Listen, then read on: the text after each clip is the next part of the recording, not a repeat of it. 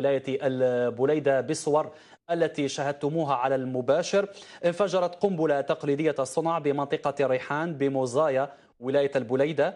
الحادث خلف في حصيلة أولية مصرع طفل وإصابة 7 آخرين، منهم طفلين في حالة خطيرة.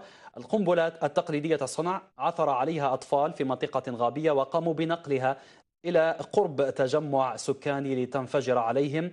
هذا ما خلف كما قلنا وفاة طفل وإصابة 7 آخرين، منهم 2 في حالة خطيرة، حيث تم نقل الضحايا إلى مستشفى موزايا وفرانس فانون بولاية البليدة.